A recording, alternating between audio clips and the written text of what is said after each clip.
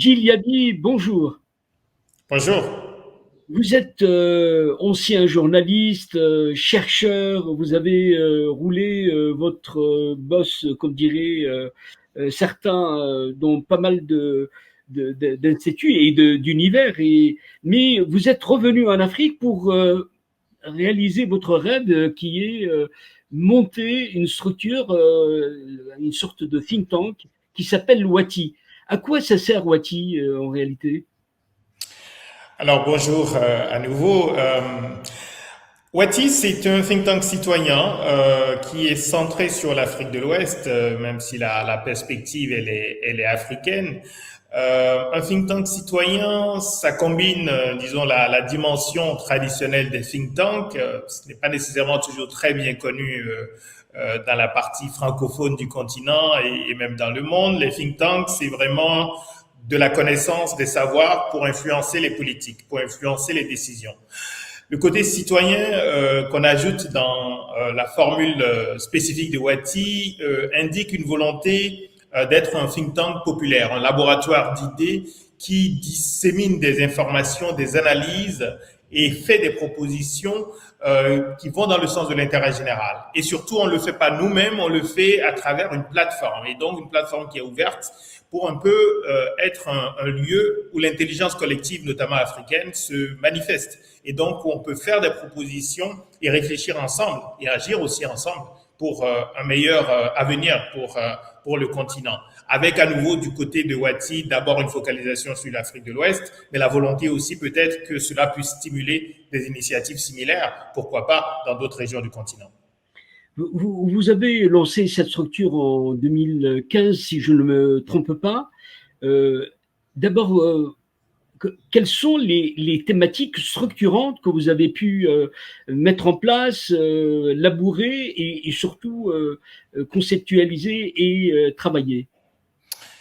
Alors peut-être avant de répondre spécifiquement à la question, je remonte un peu à ce que je faisais avant parce que je pense que ça permet d'éclairer un peu le positionnement de Wati et la manière dont il a été pensé. J'ai travaillé pendant quelques années pour une organisation, International Crisis Group, qui est une organisation internationale mais non gouvernementale d'analyse des conflits. Et je travaillais en Afrique de l'Ouest sur les différentes crises politiques, les conflits violents qu'il y a eu dans plusieurs pays de la région. Et c'est vrai que l'idée de Wati, elle est très vieille, hein, elle était dans mon esprit depuis longtemps, mais elle a sans doute été influencée dans sa forme finale par ce passage dans cette organisation.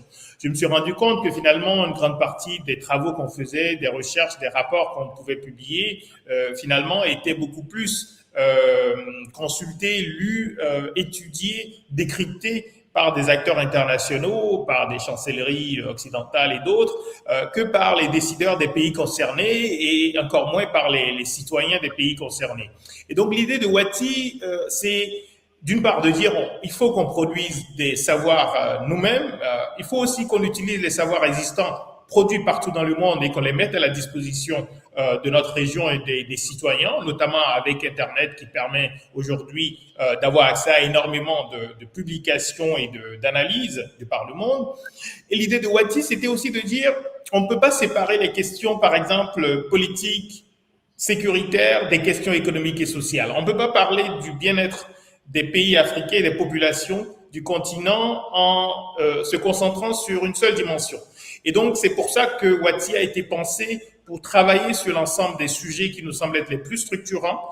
Et donc, c'est pour ça que vous allez voir à travers le site de Wati des publications autant sur la santé, l'éducation que sur l'économie, la création d'emplois, la lutte contre la corruption ou bien sûr les questions de paix et de sécurité. Pour nous, toutes ces questions sont importantes et on a besoin de penser l'avenir en intégrant toutes ces dimensions.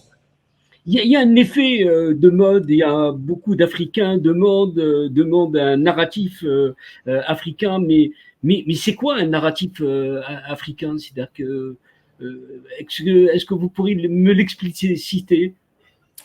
Oui, je crois qu'il y a effectivement beaucoup de personnes, beaucoup d'Africaines et d'Africains qui se positionnent sur aujourd'hui l'importance de développer un narratif africain.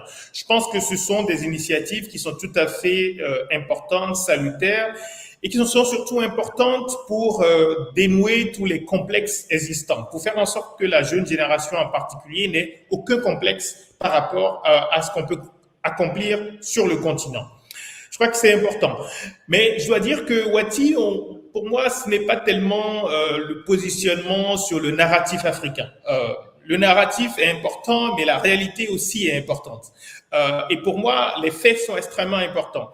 Donc, on a un positionnement qui combine idéalisme, une volonté de construire un avenir meilleur, mais également un très grand réalisme en regardant les sociétés africaines, le continent africain aujourd'hui, en face, tel qu'il est, sur le plan sécuritaire, sur le plan politique, sur le plan économique, et qu'est-ce que cela nous dit sur l'avenir. Ce positionnement, à nouveau, il ne se limite donc pas au narratif, il s'agit d'examiner les faits, il s'agit de les analyser, il s'agit de nous projeter, il s'agit aussi d'expliquer à tout le monde, à tous les citoyens, y compris sur le continent, que nous devons non seulement comprendre le fonctionnement de nos sociétés, mais on doit aussi comprendre ce qui se passe autour de nous, parce que ce qui se passe autour de nous, partout dans le monde, va avoir un impact très fort, très important sur les trajectoires des pays du continent et de ses populations.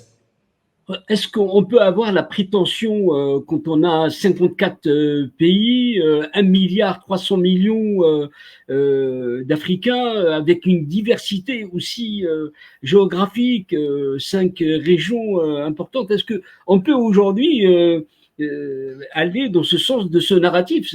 Ça peut pas. Est-ce que c'est concevable de le faire?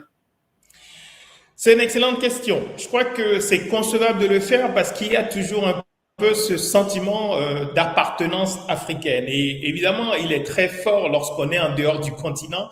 Et ce n'est pas un hasard qu'on retrouve souvent ce sentiment, ce discours, finalement davantage au sein des diasporas africaines que même sur le continent. Lorsqu'on est, au fond, hors du continent, on a le regard des autres, qui est un regard généralement qui est très disons, globalisant, qui ne tient pas compte justement de cette extrême diversité du continent africain. Et en retour, on a besoin aussi donc de mettre en avant cette africanité et pas nécessairement de reconnaître l'importance de la diversité donc du continent.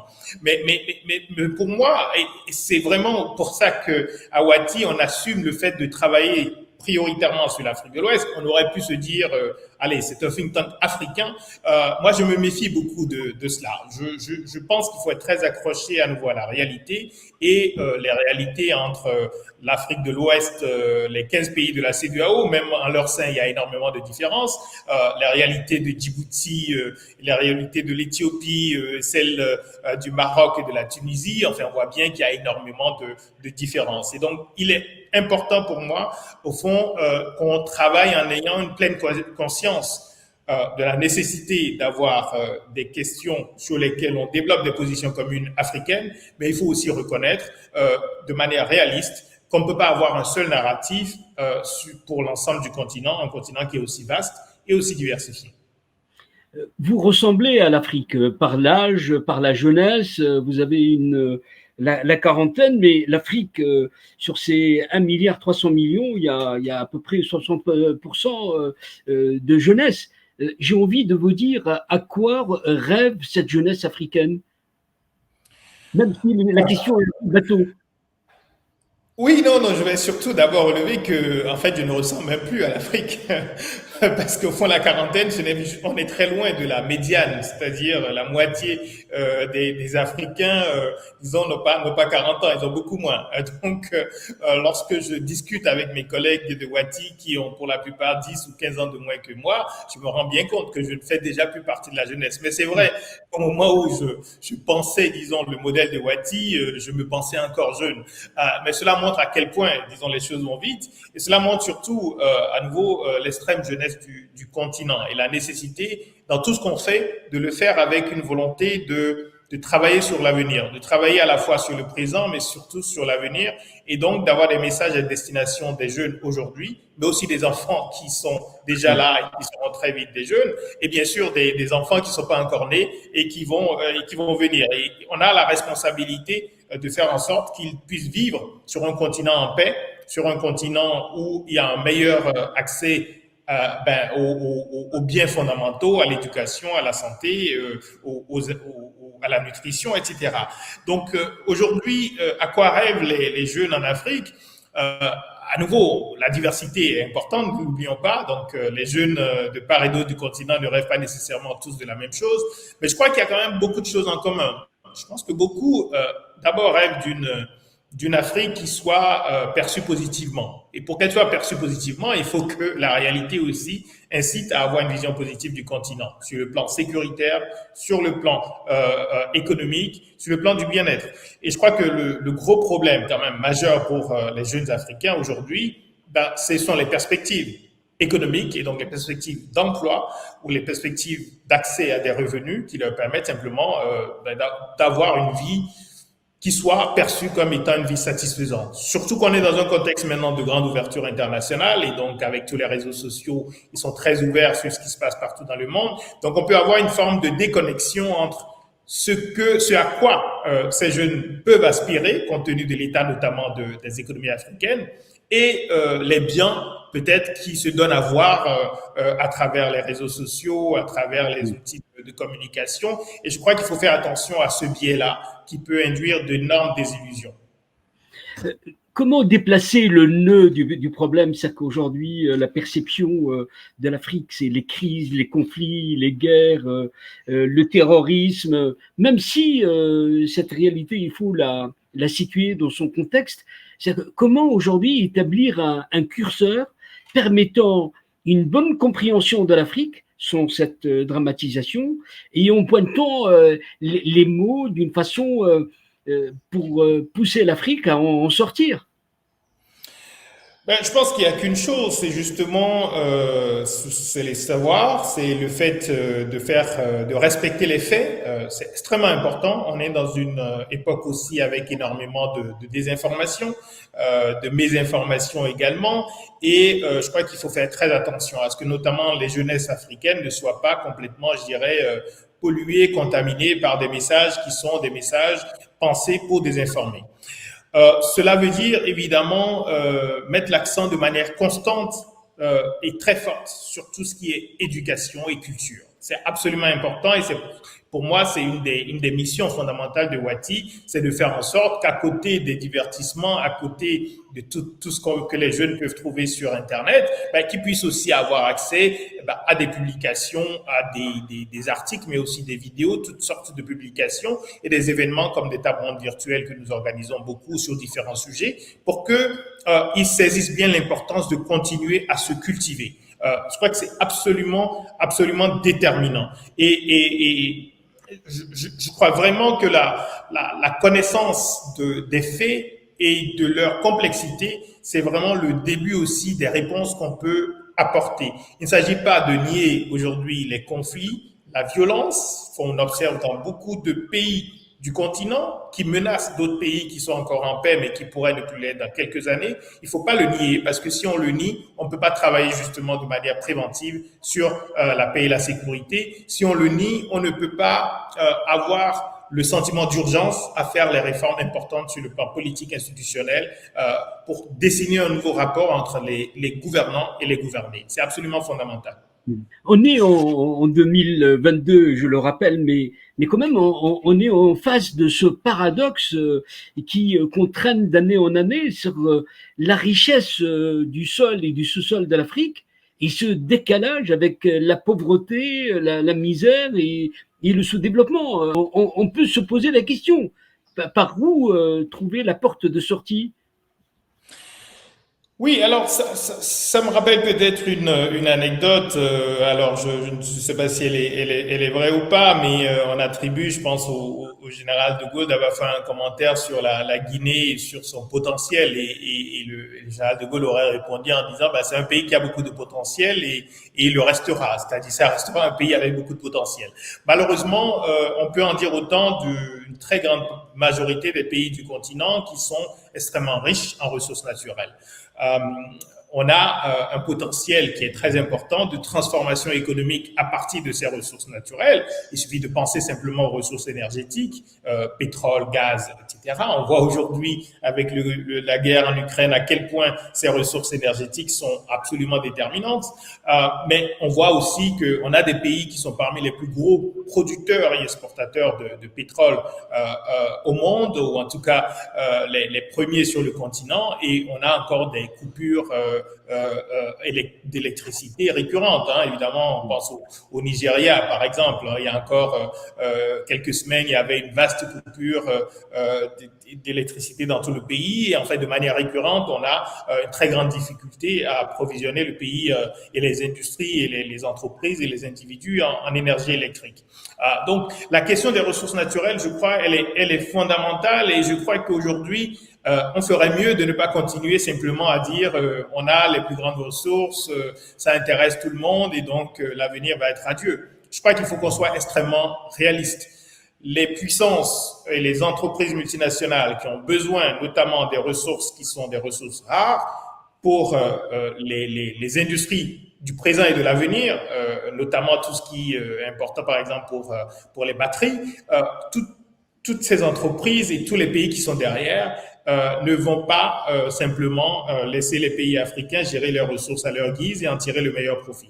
Donc, il faut être très conscient des rapports de force internationaux, il faut être conscient de l'importance de ces ressources stratégiques, et il faut qu'on trouve le moyen de défendre les intérêts vitaux des pays du continent, en étant conscient que si on va trop loin, on risque de se faire écraser. Il faut être extrêmement froid, et parce qu'au fond, on est dans un monde qui n'est pas gentil. Je crois que le conflit actuel nous le rappelle. On est dans un monde où les rapports de force restent absolument déterminants, et nous devons trouver le moyen, dans ce contexte-là, de défendre mieux nos intérêts, et notamment de transformer localement tout ce qu'on peut transformer localement, y compris sur le plan alimentaire. Et là aussi, on le voit aujourd'hui, l'importance de la transformation locale et de l'alimentation à partir des produits locaux plutôt que des importations de blé, par exemple, d'Ukraine et de Russie.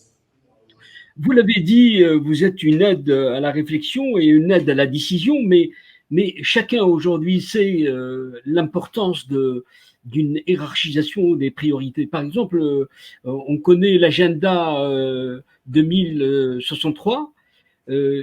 Si je vous demande, quand on voit les thématiques, l'industrialisation, l'agriculture, la révolution du digital, comment pensez-vous ces chantiers qui sont déterminants pour l'avenir? Est-ce que l'Afrique aujourd'hui est capable de les traiter et de les affronter dans l'urgence qu'on connaît aujourd'hui?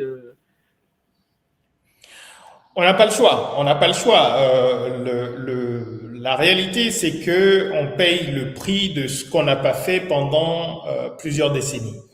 Dans beaucoup de pays du continent, si je me limite à l'Afrique de l'Ouest, par exemple, il est très clair que beaucoup de politiques économiques qu'on discute aujourd'hui, on les discutait déjà il y a 20 ou il y a 30 ans, et elles n'ont simplement pas été mises en œuvre.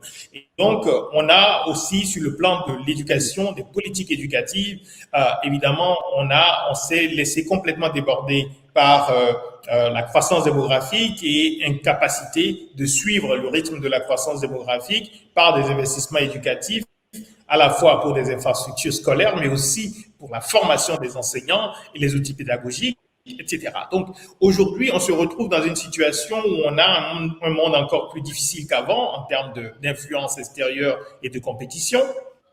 On se retrouve avec une situation où on a des défis encore plus complexes qu'ils ne l'étaient à cause du monde qui a changé, des influences extérieures qui sont importantes, et en même temps avec des bases qui ne sont pas suffisamment fortes, y compris sur le plan éducatif.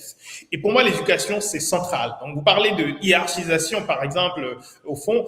Je dirais que, à mon avis, on ne peut pas à nouveau dire tel secteur est plus important que tel autre. Ce qui me semble être fondamental, c'est de regarder ce qui est le plus structurant, c'est-à-dire ce qui impacte tous les secteurs à la fois. Et ce qui impacte tous les secteurs à la fois, ça va être le capital humain. Ce sont les personnes, ce sont les hommes et les femmes du continent qui vont faire face aux problèmes, qui vont penser l'avenir, qui vont innover, qui le font déjà. Et c'est cette base-là qu'il faut renforcer. C'est pour ça, à nouveau, que l'éducation, les savoirs, la culture, c'est absolument fondamental parce que c'est structurant. Que vous parliez des réponses aux déficits de gouvernance, des réponses sécuritaires ou des réponses économiques, vous allez toujours trouver une partie de la réponse qui relève précisément de l'éducation, de la formation. Si on parle d'industrialisation, on ne pourra pas développer des industries si on n'a pas la main-d'œuvre à différents niveaux, qualifiés, moins qualifiés, qui permettent justement d'avoir ce développement industriel. Et c'est vrai pour tous les autres secteurs. Donc, en termes de hiérarchisation, je dirais évidemment tout ce qui est du ressort de l'éducation est fondamental. Mais il faut être aussi conscient que lorsqu'on est dans une situation de conflit, par exemple, comme dans beaucoup de pays du Sahel, où justement les écoles ont été fermées, on ne peut pas dire on va faire du développement économique ou de l'éducation alors qu'on ne peut pas assurer la sécurité pour les personnes. Évidemment, personne, les enseignants ne vont pas s'installer dans des zones en insécurité. Donc, c'est aussi pour ça qu'il faut avoir une vision qui soit, je pense, la plus complète possible de la réalité et essayer de graduer les réponses aussi dans le temps.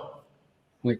L'Afrique est au cœur d'une multipolarité géopolitique avec une véritable concurrence de pays comme la Chine, la France, les États-Unis, la Russie, l'Inde, la Turquie. Je l'ai dit dans le désordre, mais tout cela, est-ce que c'est un sujet d'inquiétude ou un sujet qu'il faut savoir raisonnablement le traiter? Là aussi, je dirais qu'on n'a pas le choix.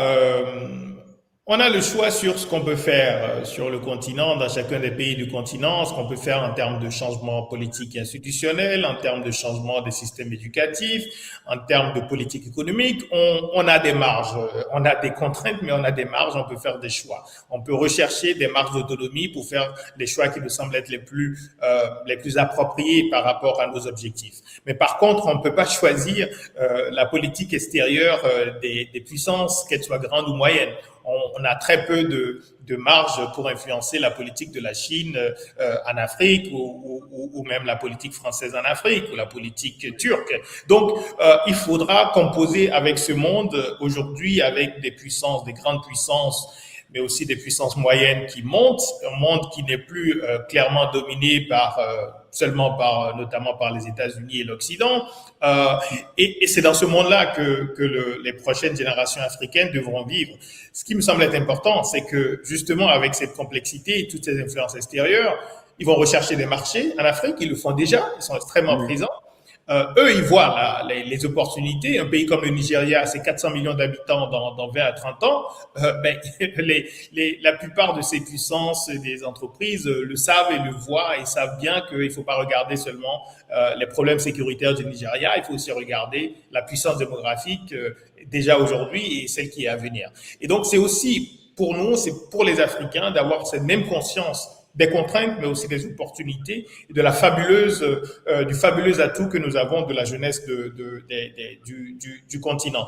Mais il faut être très clair, ça va pas être facile de trouver ces marges de manœuvre avec autant d'influence extérieure, et malheureusement avec des pays qui, eux, pendant les 20-30 ans, ont considérablement développé leur système éducatif, leur système, leur capacité stratégique, etc. Il nous faut faire le même travail. Il n'y a pas vraiment beaucoup de raccourcis sur le plan de l'éducation et sur le plan de la consolidation des États. On l'aura compris, l'Afrique, selon vous, doit s'approprier ses solutions et trouver sa voie. Merci Gilles Yabi d'avoir été avec nous. Je vous rappelle que vous êtes au cœur d'un think tank atypique, Wati. Je vous souhaite bonne journée et à très très bientôt. Merci Sophie, un immense plaisir. Merci beaucoup.